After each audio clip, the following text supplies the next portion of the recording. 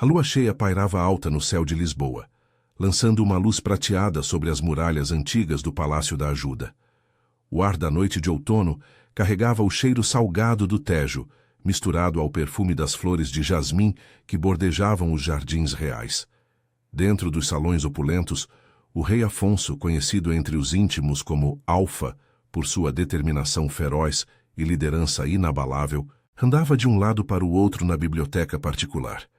Aos 45 anos, ele carregava o peso da coroa com uma postura ereta, mas naquela noite seus ombros pareciam curvados sob uma carga invisível. Afonso não era um rei distante, daqueles que se escondem atrás de protocolos e bajuladores. Ele havia ascendido ao trono jovem, após a morte prematura de seu pai, em um acidente de caça, que ainda ecoava como mistério na corte. Sob seu reinado, Portugal havia navegado por crises econômicas e escândalos políticos, mantendo uma monarquia constitucional que equilibrava tradição e modernidade. Mas, ultimamente, sussurros o atormentavam. Relatos de traição vinham de fontes anônimas. Alguém próximo ao sangue real estava vendendo segredos ao exterior, comprometendo alianças delicadas com a União Europeia e até com ex-colônias. Quem ousaria trair o legado dos Bragança? Murmurava ele para si mesmo enquanto folheava um dossiê amarelado sobre sua linhagem. A biblioteca era um santuário de conhecimento, com estantes de mogno cheias de volumes encadernados em couro, iluminadas por um candelabro de cristal que tremulava com a brisa vinda da janela entreaberta. Afonso parou diante de um retrato de seu avô, o rei que unificara a nação após a ditadura. Seus olhos castanhos, idênticos aos do neto, pareciam acusá-lo de fraqueza. Eu não posso confiar em ninguém, pensou ele, o coração acelerado por uma mistura de raiva e medo. Seus filhos, o príncipe herdeiro Miguel, de 22 anos, ambicioso e impetuoso, e a princesa Isabel, de 19, mais reservada e observadora, eram os principais suspeitos em sua mente paranoica. Ou seria o primo Eduardo, conselheiro-chefe, cujos laços com empresários estrangeiros cresciam a cada dia? Ele se sentou à mesa de carvalho, o relógio de pêndulo marcando as 10 horas, com um tic-tac ritmado que ecoava sua ansiedade. Preciso ver com meus próprios olhos, decidiu. A ideia havia germinado semanas antes, inspirada em lendas antigas de reis incógnitos que testavam a lealdade de seus súditos. Mas isso não era um conto de fadas. Era uma jogada arriscada em um mundo de câmeras e redes sociais. Afonso chamou seu aide-de-camp mais confiável, o capitão Vasco, um homem de 50 anos com cicatrizes de missões militares e uma lealdade forjada em anos de serviço. Majestade, a esta hora? Perguntou Vasco ao entrar, ajustando o colarinho do uniforme impecável. Seus olhos astutos e protetores varreram o quarto em busca de ameaças. Afonso gesticulou para que se aproximasse, baixando a voz como se as paredes pudessem ouvir. Vasco, há uma serpente no ninho. Traição no sangue real. Não posso confrontar abertamente. Isso dividiria a corte e enfraqueceria o trono. Vou me disfarçar de camponês, um homem comum das terras do Alentejo, e infiltrar os círculos onde os segredos fluem. À meia-noite, em pontos específicos, verei quem se move nas sombras. Vasco franziu a testa, o rosto enrugado pela preocupação. Isso é perigoso, senhor. E se for reconhecido? Os tabloides devorariam a história. Deixe que eu investigue com discrição. Não, rebateu Afonso, com a voz firme como o granito das fortalezas portuguesas. Eu preciso sentir o pulso da nação, não apenas ler relatórios. Prepare o disfarce. Roupa simples, um chapéu de palha, uma carroça velha. Partirei amanhã ao amanhecer, fingindo uma viagem de reflexão. Você ficará aqui vigiando a corte. Se algo der errado, negue tudo. O capitão hesitou, mas assentiu, sabendo que discutir com o rei era como tentar deter o oceano. Como quiser, majestade. Mas leve isso. Ele entregou um pequeno comunicador escondido em um relógio de pulso, disfarçado de peça vintage. Um sinal de emergência, caso precise. Enquanto Vasco saía para arranjar os preparativos, Afonso se aproximou da janela, olhando para a cidade que se estendia abaixo. Lisboa pulsava com vida noturna. O som distante de fado ecoava das ruas de Alfama, lanternas iluminavam os bondes amarelos subindo a colina, e o rio Tejo refletia as luzes dos iates de luxo. Mas sob essa fachada de beleza, ele via as rachaduras. Protestos econômicos, corrupção enraizada e agora a ameaça interna que poderia derrubar tudo. Seu peito apertou com a solidão do poder. Ele havia perdido a rainha anos antes para uma doença rápida, deixando-o a criar os filhos em meio a deveres estatais. Eles me traíram? Questionou-se, imaginando o rosto de Miguel, sempre ansioso por mais autonomia, ou o de Isabel, cujos diários ele nunca ousara ler. A meia-noite se aproximava e Afonso decidiu dar o primeiro passo. Vestiu um casaco surrado que Vasco trouxera às pressas, linho áspero, cheirando a terra e suor de campos, e maquiou levemente o rosto para envelhecer as feições. No espelho, o rei desaparecera. Em seu lugar estava João, um camponês viúvo em busca de trabalho nas vinhas do sul. Ele saiu pelos fundos do palácio, o coração martelando como o sino da sé de Lisboa ao longe. A carroça o esperava em uma rua lateral puxada por um cavalo idoso chamado Zé. Enquanto dirigia pelas estradas sinuosas que levavam ao interior, o vento frio chicoteava seu rosto, trazendo o aroma de eucaliptos e oliveiras. Afonso, agora João, sentia uma estranha liberdade misturada ao terror. Pela primeira vez em anos ele não era o rei. Era apenas um homem comum, vulnerável às intrigas que viriam.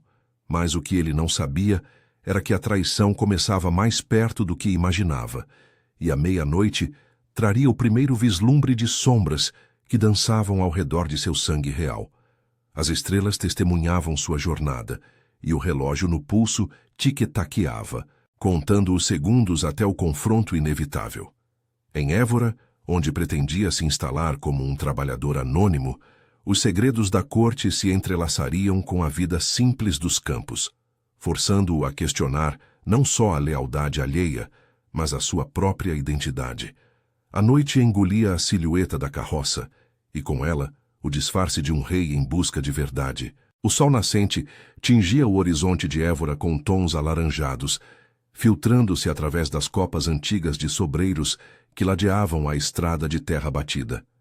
João, o nome que Afonso havia adotado como uma segunda pele, guiava a carroça com mãos calejadas pelo esforço fingido, o cavalo Zé bufando ritmadamente sob o peso da jornada noturna. O ar do Alentejo era seco e terroso, carregado do aroma de alecrim selvagem e da poeira levantada pelas rodas rangentes. Seus músculos doíam de uma forma que ele não sentia há décadas, acostumado aos salões aquecidos do palácio, mas havia uma estranha satisfação nisso, como se o desconforto o ancorasse à realidade que buscava desvendar. Évora surgia à frente, uma joia medieval encravada no coração da planície alentejana, com suas muralhas brancas erguidas contra o céu infinito. As ruas estreitas, pavimentadas com calçada irregular, ecoavam os primeiros sons da vida cotidiana, o sino da catedral tocando às 6 da manhã, o balido distante de ovelhas sendo levadas ao pasto, e o cheiro de pão fresco saindo das padarias que abriam suas portas de madeira envelhecida. João parou a carroça na praça principal, onde o templo romano de Diana se erguia como um guardião silencioso, suas colunas coríntias lembrando-lhe as ruínas de impérios passados. Ele desceu, ajustando o chapéu de palha que sombreava seu rosto maquiado, e observou os moradores. Camponeses de pele curtida pelo sol, mulheres com xales bordados carregando cestos de frutas e mercadores montando barracas para o mercado semanal. Preciso de um lugar para ficar, pensou ele, o estômago roncando após a viagem solitária. Sem o luxo de escoltas ou reservas, ele se aproximou de um homem idoso que consertava uma cerca de arame ali perto, as mãos nodosas trabalhando com precisão paciente. O homem, com barba grisalha e olhos semicerrados contra o sol, ergueu o olhar. — Bom dia, compadre. Chega de longe? Perguntou o velho, limpando o suor da testa com um lenço amarelado. Sua voz era rouca, marcada pelos anos de trabalho nos campos de trigo e cortiça. João assentiu, forçando um sotaque alentejano que havia ensaiado em segredo, mais arrastado e gutural que o lisboeta polido. De Lisboa, mas vim pro sul atrás de trabalho. Sou João, viúvo, bom com as mãos. Procuro uma cama e talvez um emprego nas vinhas ou oliveiras. O homem o mediu de cima a baixo, notando as roupas surradas, mas limpas demais para um camponês de verdade. Eu sou Manuel. Cuido da quinta do Sol Nascente, uns quilômetros daqui. O patrão tá precisando de braços para a colheita, mas não paga muito. E o sol aqui queima como o inferno. Se aguentar, pode vir comigo. Tem um quarto no celeiro para os trabalhadores sazonais. Afonso sentiu um alívio misturado a alarme. Era o disfarce perfeito, mas cada interação era um risco. Levo a carroça? Indagou apontando para Zé, que pastava preguiçosamente. Deixe aí na praça. O guarda municipal cuida. Vamos a pé, é logo ali. Manuel pegou sua ferramenta e começou a andar, gesticulando para que João o seguisse pelas ruelas que subiam suavemente para as colinas. Enquanto caminhavam, o ar aquecia rapidamente, o outono alentejano trazendo um calor seco que grudava a camisa no corpo de João.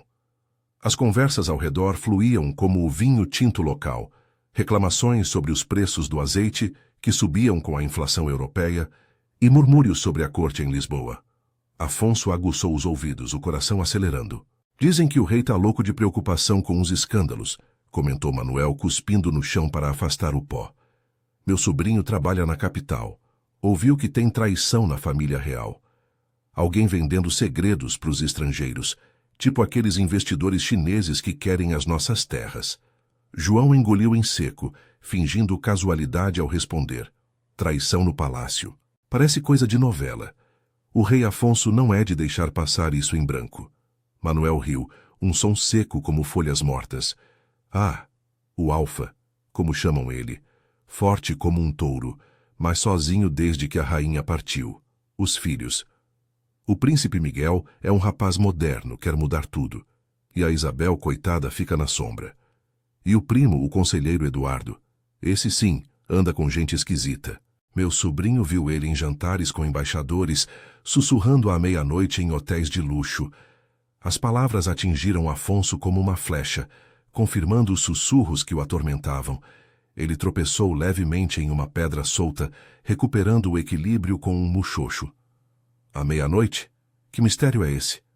Ninguém sabe ao certo, mas dizem que é quando os acordos sujos acontecem. Aqui no Alentejo, a gente só quer paz, colher o que planta. Mas se o trono treme, todo mundo sente o abalo. Chegaram à Quinta do Sol Nascente ao meio-dia, uma propriedade modesta com vinhedos que se estendiam como tapetes verdes ondulantes, intercalados por oliveiras centenárias, cujos troncos retorcidos pareciam contar histórias de secas e festas. O ar cheirava a uvas maduras e terra fértil, e o sol batia impiedoso, forçando João a suar profusamente, enquanto Manuel o apresentava ao capataz, um homem corpulento chamado Rui. Este é o João, de Lisboa. Bom para poda e colheita, disse Manuel. Rui, com braços musculosos e um bigode espesso, cruzou os braços avaliando-o. Experimenta amanhã, o quarto é ali no celeiro, divida com os outros. Janta na cozinha comunal às 7. E nada de preguiça, o patrão não tolera. Afonso assentiu, o orgulho real ferido pela autoridade casual, mas ele engoliu o orgulho como bile. O celeiro era simples, feno empilhado, camas de palete com colchões finos e o cheiro de animais misturado ao suor de corpos exaustos. 2 trabalhadores já estavam lá. Um jovem de 20 e poucos, chamado Pedro, magro e de olhos vivos, e um mais velho, o silencioso Antônio, que fumava um cigarro de palha no canto. Novo na roda? Perguntou Pedro, estendendo a mão calejada. Seu sotaque era puro alentejano, lento e acolhedor, mas com uma curiosidade afiada. Sim, cheguei hoje. João, e vocês? Respondeu Afonso, sentando-se na cama que lhe indicaram, sentindo o peso do dia nas costas. Pedro, de perto de Beja. Trabalho aqui há 2 anos. O Antônio é de Évora mesmo, mas fala pouco. Pedro sorriu, revelando dentes irregulares. O que te trouxe para o sul? Lisboa é cidade grande, cheia de oportunidades. João hesitou, tecendo a mentira com cuidado. Perdi a mulher para o câncer, e o emprego na construção sumiu com a crise. Vim tentar a sorte nos campos. Pelo menos aqui o ar é limpo. Antônio grunhiu em aprovação, sem erguer os olhos do cigarro. Pedro, porém, inclinou-se para a frente, baixando a voz como se compartilhasse um segredo. Sorte? Aqui a gente rala de sol a sol. Mas ouvi que tem mais do que colheita rolando. O patrão da quinta, o senhor Costa, tem laços com a corte. Ele foi convidado para um jantar real mês passado em Lisboa. Falam que ele sabe de coisas.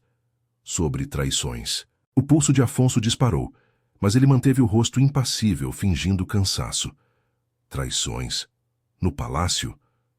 Pedro olhou ao redor, como se as paredes pudessem ouvir. Sim. Dizem que alguém próximo ao rei está negociando terras alentejanas para os estrangeiros, à meia-noite, em reuniões secretas. O Costa voltou daquele jantar mudado, mais rico de repente. Comprou novas máquinas. Se você for esperto, fique de olho, mas cuidado, esses assuntos queimam. Afonso sentiu um frio na espinha apesar do calor sufocante do celeiro. O senhor Costa? Ele o conhecia de relatórios, um latifundiário influente, com acesso à corte através do primo Eduardo. Era o primeiro fio solto na teia da traição. Enquanto o sol se punha pintando o céu de vermelho sangue, ele se deitou na cama dura, o corpo exausto mas a mente em ebulição. A noite caía devagar, e com ela a promessa de sombras. À meia-noite, talvez ele visse o primeiro movimento, um sussurro, um encontro clandestino nos vinhedos próximos. Mas o disfarce o isolava, forçando-o a navegar sozinho entre aliados potenciais e perigos invisíveis. O relógio no pulso, disfarçado, tiquetaqueava baixinho, contando os minutos até o teste real de sua determinação. No escuro do celeiro, João, o rei, jurou que desmascararia a serpente, custasse o que custasse. A noite no celeiro da Quinta do Sol Nascente era um manto de silêncio interrompido apenas pelo ronco ocasional dos trabalhadores e pelo farfalhar do vento nas folhas das oliveiras lá fora. João, o disfarce que Afonso vestia como uma armadura frágil, deitava na cama de palete, os olhos fixos nas vigas de madeira escura do teto, iluminadas fracamente pela lua que se infiltrava pelas frestas. Seu corpo doía de um cansaço genuíno, não mais fingido. As mãos, outrora macias de assinaturas em pergaminhos reais, agora latejavam de uma breve tentativa de ajudar Manuel a consertar uma cerca ao entardecer. Mas a mente do rei não descansava. As palavras de Pedro ecoavam como um sino de alerta. O patrão Costa, ligado à corte, enriquecido de repente após um jantar em Lisboa. Traição à meia-noite. Ele apertou o relógio no pulso, sentindo o pequeno comunicador como um talismã, e esperou o momento fatídico. O relógio marcou as 11h30, quando um rangido sutil o alertou. Antônio, o trabalhador silencioso, se mexeu em sua cama, vestindo um casaco puído com movimentos furtivos. João fingiu dormir, os olhos semicerrados, o coração acelerando como o trote de um cavalo selvagem. Antônio saiu pela porta dos fundos, que dava para os vinhedos, sem uma palavra. Pedro dormia profundamente, alheio a tudo. Afonso esperou 5 minutos. O suor frio escorrendo pela nuca, apesar do ar fresco da noite alentejana, carregado do perfume úmido de terra revirada e uvas fermentando ao longe. Então, ele se levantou, calçando as botas gastas, e seguiu o rastro de pegadas frescas na poeira. Os vinhedos se estendiam como um labirinto negro sob o céu estrelado, as fileiras de videiras baixas e nodosas, sussurrando com a brisa que descia das colinas. O ar era mais frio agora, mordendo a pele exposta, e o som distante de um cão latindo em uma quinta vizinha adicionava uma camada de tensão ao silêncio.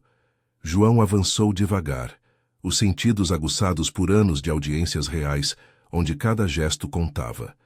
Ele avistou uma luz fraca piscando entre as plantas. Uma lanterna, talvez, ou o brilho de um celular. Agachando-se atrás de um tronco de sobreiro retorcido, ele observou.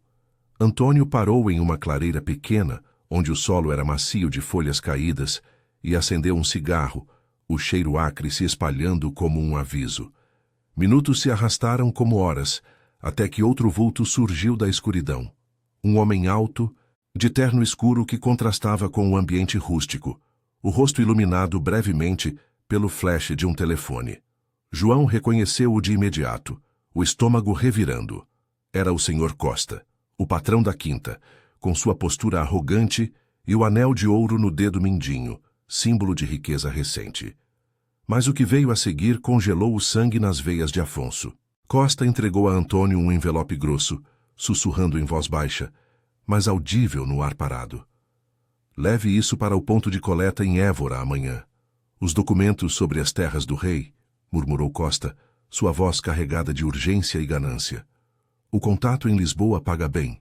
Diga ao conselheiro Eduardo que o acordo prossegue. Os chineses querem expandir e o príncipe Miguel aprova discretamente. À meia-noite, como sempre.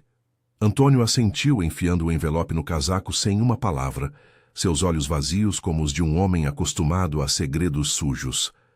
E se o rei descobrir? Perguntou ele, pela primeira vez rompendo o silêncio habitual, a voz rouca de dúvida.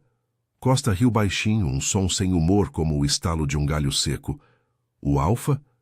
Ele está paranoico, mas cego. Meu primo Eduardo cuida disso na corte. Miguel quer o trono moderno, sem amarras antigas. Isabel. Ela é irrelevante. Agora vá, antes que alguém veja. João sentiu o mundo girar. Seu filho Miguel, aprovando vendas de terras reais a estrangeiros? E Eduardo, o primo conselheiro, orquestrando tudo? A raiva subiu como bile, misturada a uma dor profunda, como se uma lâmina cortasse o laço familiar. Ele recuou devagar, o coração martelando contra as costelas, tropeçando em uma raiz que o fez soltar um gemido abafado. Os dois homens congelaram, lanternas varrendo a escuridão. — Quem está aí? — gritou Costa, a voz afiada como uma navalha. João correu, os pés afundando na terra fofa. O chapéu de palha caindo no escuro. Ele zigue-zagueou pelas fileiras de vinhas, o fôlego curto, o corpo protestando contra o esforço inesperado. Atrás dele, passos pesados e o feixe de luz o perseguiam, mas a noite alentejana era aliada. Sombras profundas e o relevo irregular o esconderam, até que ele alcançou o celeiro, mergulhando pela porta dos fundos e se jogando na cama, o peito arfando. Pedro se mexeu, murmurando no sono, mas não acordou. Segundos depois, o som de vozes abafadas veio do lado de fora. Costa e Antônio procurando, mas desistindo, presumindo ser um animal noturno. Deitado ali, suado e trêmulo, Afonso lutou contra as lágrimas que ameaçavam cair. Não era só traição, era uma ferida no sangue que ele jurara proteger. Miguel, seu herdeiro, ambicioso demais, talvez seduzido por promessas de poder sem as correntes da tradição. Eduardo, o parente que ele confiara como irmão. E Isabel, inocente ou cúmplice silenciosa. O peso da coroa, mesmo ausente, o esmagava. Pela primeira vez, ele questionou sua própria rigidez. Havia ele afastado o filho com deveres sufocantes, ignorando os anseios de modernidade? O amanhecer raiou cinzento, com nuvens baixas prometendo chuva rara no outono seco. João se levantou cedo, o corpo marcado por arranhões das vinhas, e juntou-se aos trabalhadores para o café da manhã na cozinha comunal. Pão alentejano crocante, queijo de ovelha e café forte que queimava a garganta. Rui, o capataz, anunciou o dia. Poda nas oliveiras, sob o sol que já esquentava. Pedro se aproximou, notando o rosto pálido de João. — Dormiu mal, compadre? — Pareces que viu um fantasma, disse Pedro, passando uma fatia de pão, seu tom amigável, mas curioso. João forçou um sorriso cansado, as mãos tremendo levemente ao pegar o pão. — Sonhos ruins. A vida no campo é mais dura do que eu pensava, mas vou aguentar. E você? Ouviu algo ontem à noite? Pedro baixou a voz, olhando para os outros que se serviam. Nada além do vento. Mas cuidado com o Costa. Ele não gosta de fofoqueiros. Hoje à tarde, tem um visitante na quinta. Um homem de Lisboa, diz Rui. Pode ser mais um daqueles negócios esquisitos. Afonso assentiu, o estômago embrulhado. O visitante seria o Elo? Enquanto saíam para os campos, o sol filtrando através das nuvens, ele sentiu uma faísca de determinação renascer. O disfarce o isolava, mas também o humanizava, forçando-o a depender de instintos simples, não de protocolos. Manuel, caminhando ao seu lado com a enxada no ombro, deu um tapinha em suas costas. Força aí, João. O Alentejo testa os homens, mas também os cura. Se precisar de um ouvido amigo, eu tô aqui. Não é como na corte cheia de máscaras. As palavras do velho tocaram algo profundo em Afonso, um lembrete de que lealdade verdadeira vinha da terra, não de salões. Enquanto podavam as oliveiras, galhos secos caindo como segredos revelados, ele planejava o próximo passo: confrontar Antônio discretamente ou seguir o visitante. A chuva começou a cair fina, molhando a terra e lavando o pó, mas não as sombras que se adensavam. À meia-noite seguinte ele jurou: a verdade emergiria, custasse o preço à sua alma real. O dia prosseguia, um obstáculo após o outro, moldando o rei em algo mais resiliente, mais humano. A chuva fina persistia no Alentejo, transformando os campos da Quinta do Sol Nascente em um tapete lamacento que grudava nas botas de João como uma âncora de dúvida. O ar estava úmido e pesado, carregado do cheiro de terra molhada e folhas de oliveira pingando, enquanto o sol lutava para romper as nuvens cinzentas que pairavam baixas sobre Évora. Afonso, sob o disfarce de camponês, manejava a enxada com movimentos ritmados, mas sua mente vagava para o confronto noturno anterior, as palavras de Costa ecoando como um veredicto. Miguel aprovando a venda de terras reais. Cada golpe na terra era uma tentativa de enterrar a dor, mas ela brotava de novo, misturada ao suor que escorria por sua testa enrugada pela maquiagem. Os outros trabalhadores prosseguiam em silêncio, capas de chuva improvisadas com sacos plásticos farfalhando ao vento. Pedro, ao seu lado, cortava galhos secos com uma tesoura de poda, o rosto jovem marcado por gotas que se misturavam ao suor. Essa chuva é bênção e maldição, comentou ele, limpando a lâmina na perna da calça. Molha a terra, mas atrasa a colheita. O Costa vai reclamar para o céu se o azeite atrasar. João assentiu, forçando um tom casual para mascarar a agitação interna. Verdade. E esse visitante que o Rui mencionou? De Lisboa, né? Deve ser importante para vir com esse tempo. Pedro parou olhando ao redor para garantir que Manuel e Antônio estivessem longe o suficiente, ocupados com as árvores mais antigas. Sim, chega à tarde. Dizem que é um advogado ou algo assim ligado aos negócios do patrão. Meu primo em Évora ouviu que é sobre terras, as mesmas que andam nos jornais, perto das reservas reais no sul. Cuidado, João. Esses tipos de cidade não vêm para o Alentejo para admirar a vista. As palavras apertaram o peito de Afonso. Terras reais, o patrimônio que ele jurara preservar, agora barganhado como mercadoria. Ele baixou a cabeça, fingindo ajustar a enxada, mas sua visão periférica captou Antônio ao longe, o homem silencioso da noite anterior, agora curvado sobre uma oliveira como se nada tivesse acontecido. O envelope que Costa lhe dera devia estar escondido em algum lugar, pronto para ser entregue. A raiva fervia, mas o disfarce exigia paciência. Um erro agora poderia expor tudo, arriscando não só o trono, mas sua vida. O meio-dia trouxe uma trégua na chuva, e o grupo se reuniu na cozinha comunal para o almoço. Sopa de couve com chouriço fumegante, pão alentejano embebido no caldo, e um vinho tinto caseiro que aquecia o estômago contra o frio úmido. Rui, o capataz, entrou encharcado, batendo os pés no chão de pedra para secar. Terminamos cedo hoje por causa do tempo.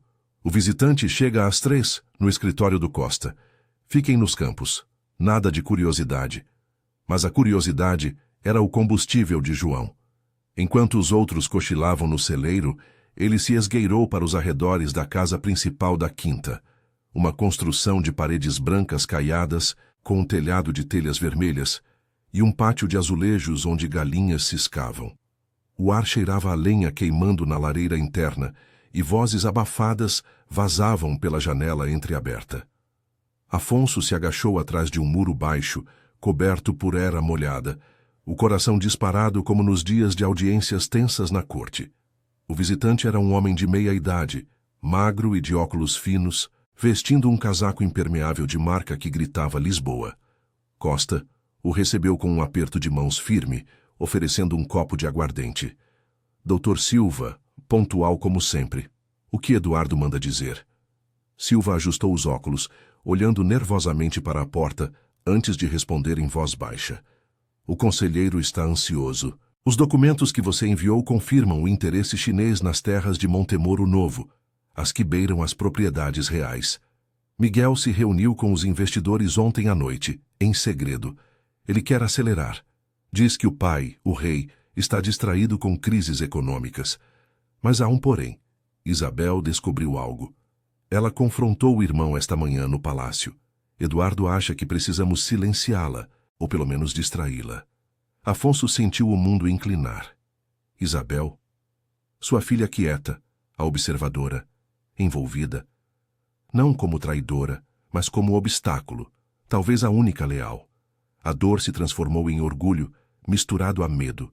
Ela herdara sua intuição, mas pagaria o preço da coragem. Costa franziu a testa, tamborilando os dedos na mesa de madeira escura. Isabel, aquela menina é inofensiva, mas se ela falar. Os chineses pagam adiantado se fecharmos até o fim da semana. À meia-noite de amanhã, no armazém de Évora, o contato finaliza. Antônio leva os papéis hoje, você cuida do resto em Lisboa. Silva assentiu, bebendo o resto da aguardente. Cuidado com os rumores. Há um novo trabalhador aqui, de Lisboa. Costa, verifique. Eduardo suspeita de espiões. O rei pode estar mais atento do que pensamos. O nome João não foi mencionado, mas o aviso gelou Afonso. Ele recuou devagar, o barro escorregadio traindo-o com um estalo de graveto. Costa ergueu a cabeça, mas João já corria para os vinhedos, o pulso acelerado. O relógio no pulso vibrando levemente como um lembrete de Vasco em Lisboa. Ele precisava de aliados. Sozinho, era vulnerável demais. De volta ao celeiro, Pedro o esperava fumando um cigarro na porta, os olhos estreitados pela suspeita amigável. Onde andou, João? Pareces que fugiu de um touro.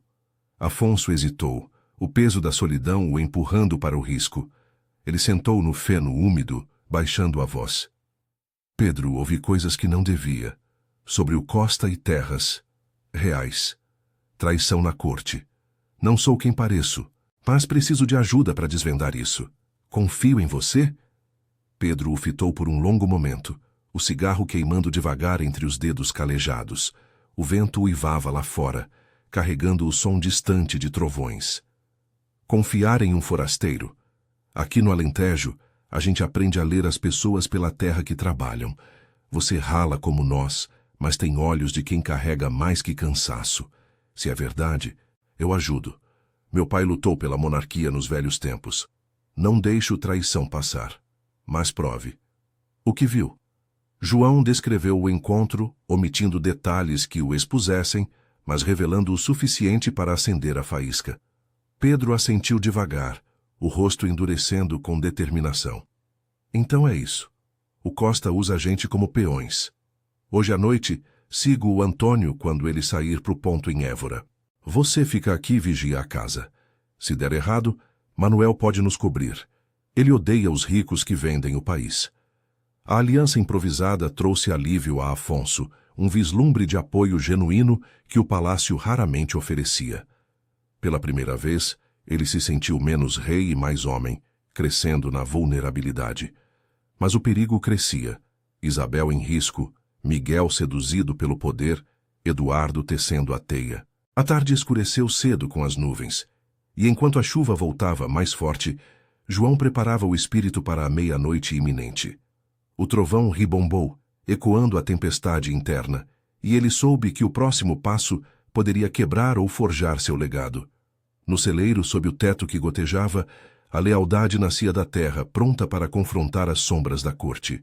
A noite caía sobre a quinta do sol nascente, como um véu pesado. A chuva transformando-se em um aguaceiro que martelava o telhado de zinco do celeiro com fúria implacável.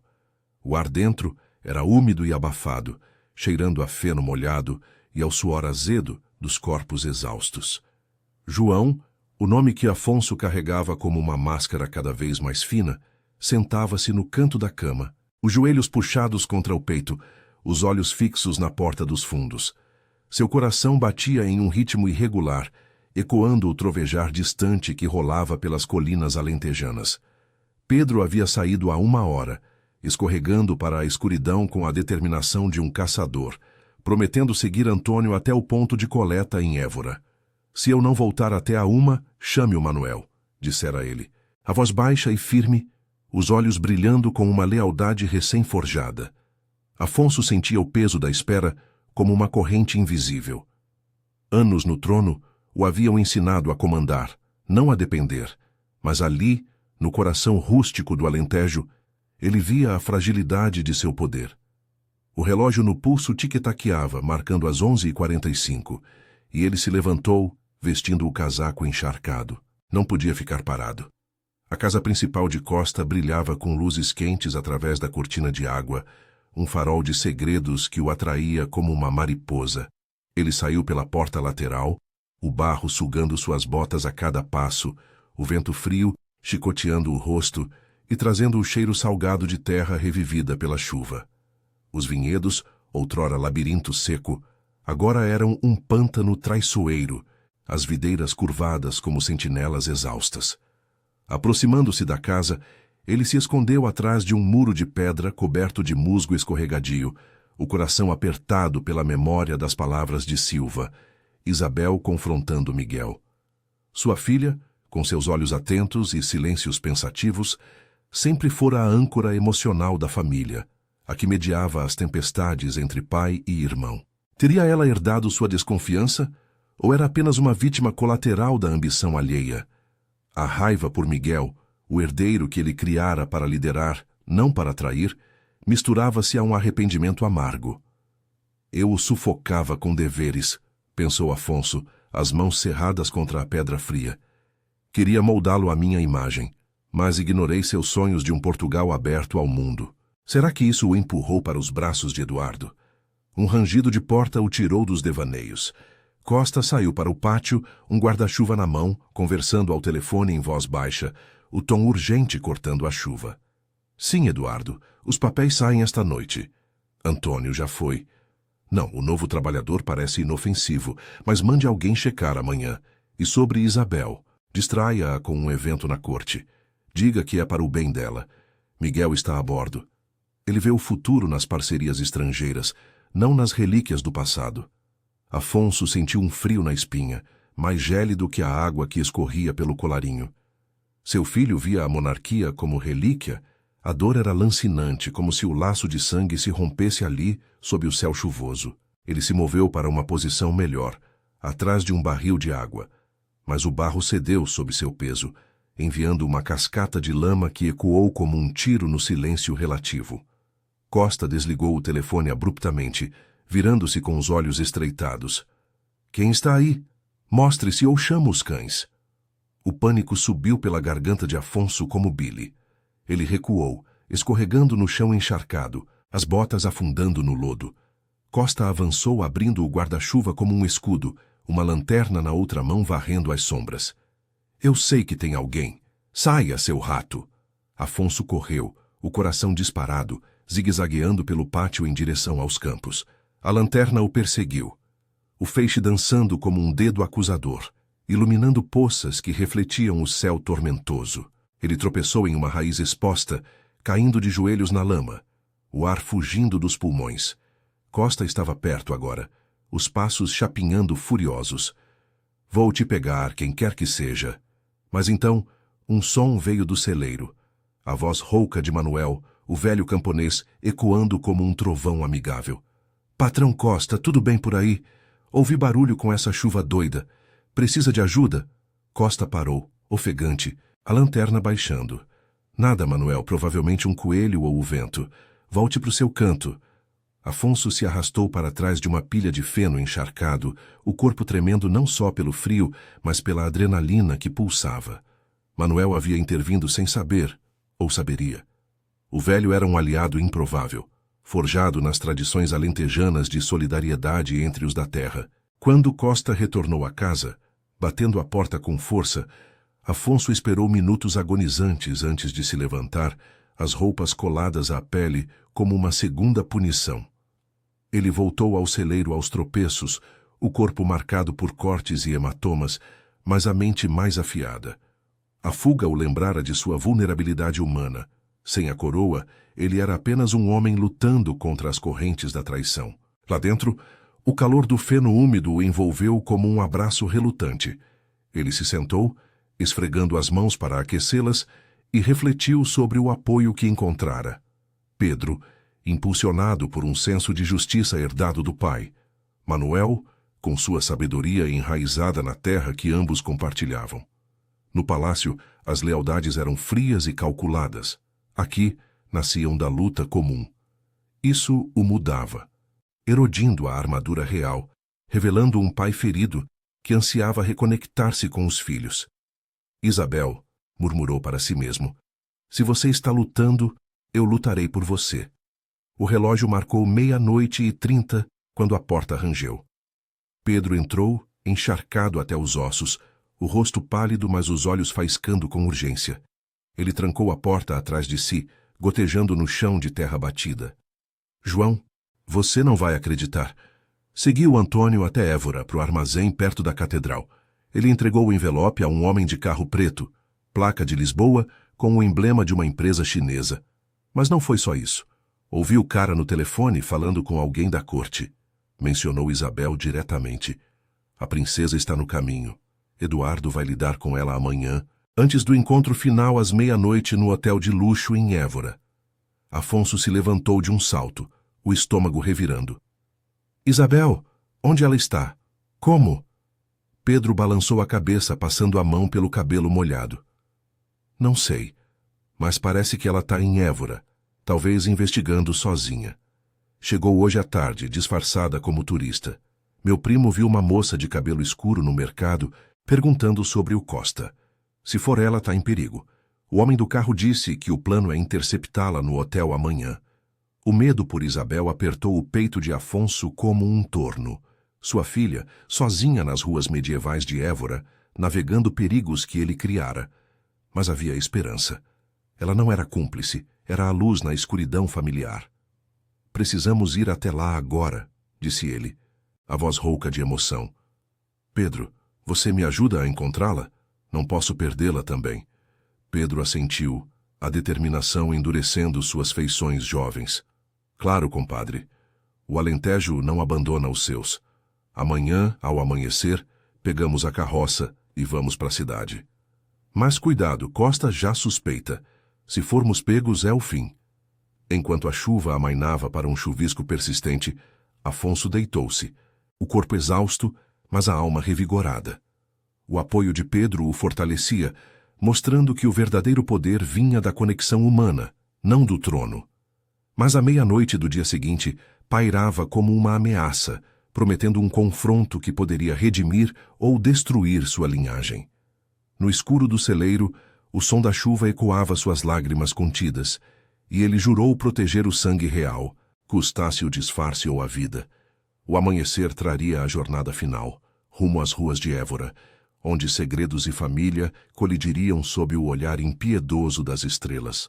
O amanhecer irrompeu sobre Évora, com uma luz pálida e hesitante, filtrando-se através das nuvens remanescentes da noite chuvosa, tingindo as muralhas medievais de um cinza úmido que parecia ecoar a fadiga de Afonso. A carroça rangia ao longo da estrada de terra, puxada por Zé, o cavalo idoso que bufava contra o esforço, enquanto Pedro manejava as rédeas com mãos firmes, o rosto marcado por olheiras profundas da vigília noturna.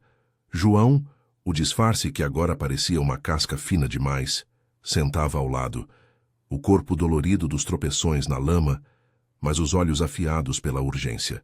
O ar do Alentejo carregava o cheiro fresco de orvalho e eucaliptos, misturado ao aroma distante de pão, assando nas padarias da cidade que se aproximava.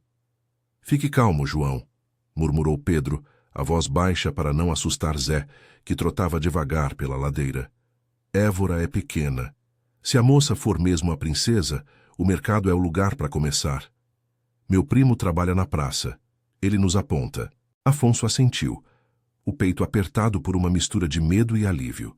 Isabel, sua filha de 19 anos, com sua inteligência quieta e olhos que viam além das aparências, correndo riscos sozinha. Ele imaginava seu rosto delicado, herdado da rainha falecida, agora marcado pela determinação que ele mesmo plantara. Eu a protegi de mais ou de menos?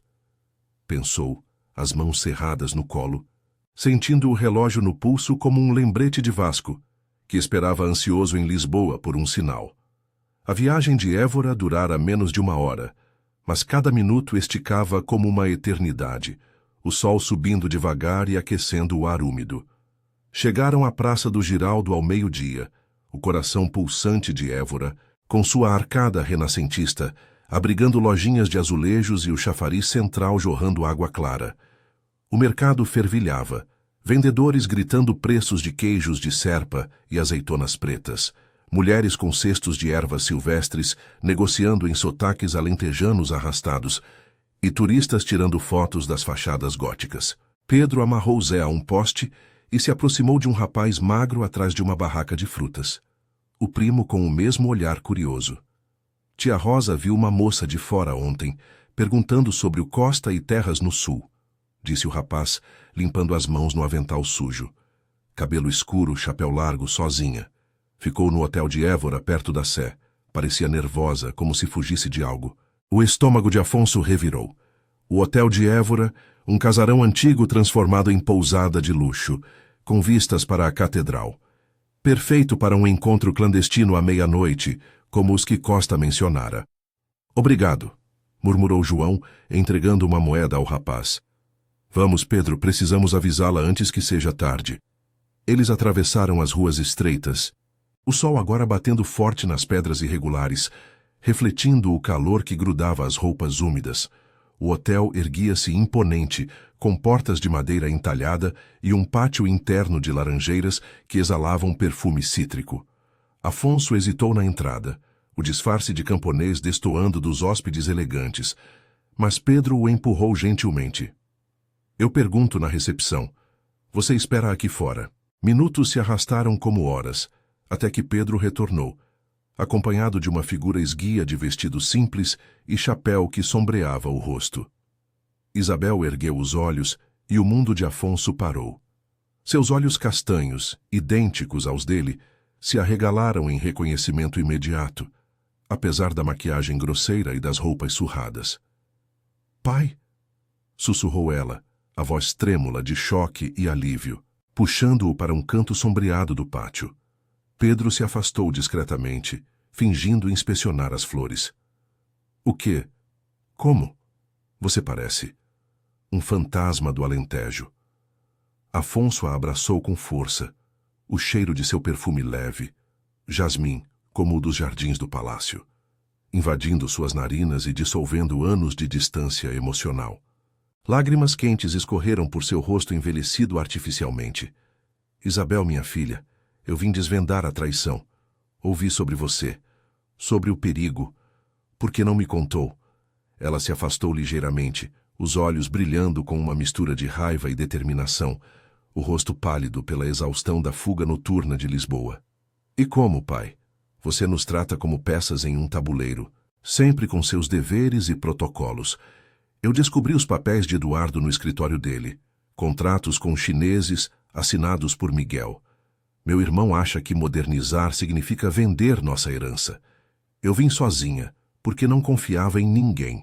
Mas você, disfarçado? Isso é loucura. A dor no peito de Afonso se intensificou, mas ele viu o crescimento nela. A menina reservada tornara-se uma mulher corajosa, forjada pelas sombras da corte. Eu errei, Isabel. Fui rígido demais. Afastei Miguel com minhas expectativas. Mas isso acaba hoje. À meia-noite, no salão privativo deste hotel, Eduardo e Costa fecham o acordo. Vamos confrontá-los juntos. Chamei Vasco. Ele está a caminho com guardas discretos. Pedro se aproximou, assentindo para Isabel com respeito contido. Princesa, sou Pedro. Seu pai me contou o essencial. O Alentejo está com você. Não deixamos nossa terra ser vendida. Isabel sorriu fracamente, tocando o braço de Pedro em gratidão. Obrigada. Não sei seu nome verdadeiro, mas você me salvou de me sentir sozinha nessa. O dia prosseguiu em tensão velada. Eles se esconderam em um quarto adjacente que Isabel reservara, planejando o confronto, enquanto o sol se punha, pintando o céu de Évora em tons de âmbar e roxo. Afonso removeu parte da maquiagem, revelando traços do rei, e conversou com a filha sobre os anos perdidos, as noites em que ele priorizara o trono sobre a família, o luto compartilhado pela rainha. Eu aprendi aqui, na terra simples, que o poder verdadeiro é nas conexões, não nas coroas, confessou ele, a voz rouca de emoção. Isabel o ouviu, as lágrimas escorrendo, e por fim abraçou-o de novo. Nós reconstruiremos, pai. Miguel errou, mas ele é nosso sangue. Talvez possamos salvá-lo. A meia-noite chegou como uma sentença, o sino da sé ecoando 10 badaladas graves que reverberaram pelas ruas vazias. O salão privativo do hotel era opulento, com tapeçarias antigas e uma lareira crepitando, iluminando as faces de Eduardo, Costa e um representante chinês de terno impecável. Miguel estava lá, o príncipe herdeiro, com olheiras profundas e postura defensiva, assinando papéis sob a luz de um candelabro de cristal. A porta se abriu com um rangido, e Afonso entrou, agora sem disfarce, a postura real ereta apesar da exaustão. Isabel e Pedro flanqueavam-no, Vasco e 2 guardas logo atrás. O ar ficou carregado, o cheiro de tabaco e vinho interrompido pelo silêncio atônito. "Pai!" exclamou Miguel, levantando-se de um salto, o rosto pálido como cera. Eduardo congelou, o envelope caindo de suas mãos. Afonso avançou, os olhos flamejando com a ferocidade do alfa. "Traição no sangue real. Acaba agora. Vocês venderam nossa herança por promessas vazias de modernidade. Miguel, eu te criei para liderar, não para barganhar o que nos define." O príncipe baixou a cabeça, a voz embargada. "Eu pensei. Pensei que era o futuro, pai. Eduardo me convenceu que a monarquia precisava mudar, sem as amarras antigas. Mas eu errei. Perdoe-me." Eduardo tentou fugir, mas Vasco o imobilizou. Costa murmurou desculpas, mas era tarde. Isabel se aproximou do irmão, tocando seu ombro. "Nós somos família, Miguel. Juntos, podemos equilibrar tradição e progresso, sem vender nossa alma." Enquanto os guardas prendiam os traidores, Afonso sentiu o peso da coroa aliviar pela primeira vez. Ele abraçou os filhos, o salão ecoando com soluços contidos. Pedro, ao fundo, sorriu discretamente. Um camponês que ajudara a salvar um rei. De volta ao palácio dias depois, Afonso anunciou reformas, honrando o Alentejo com proteções às terras. O disfarce o transformara, de um rei isolado a um pai e líder humano, forjado no fogo da traição e na lealdade da terra. Sob a lua de Lisboa, o Tejo fluía sereno, testemunha de um legado renovado.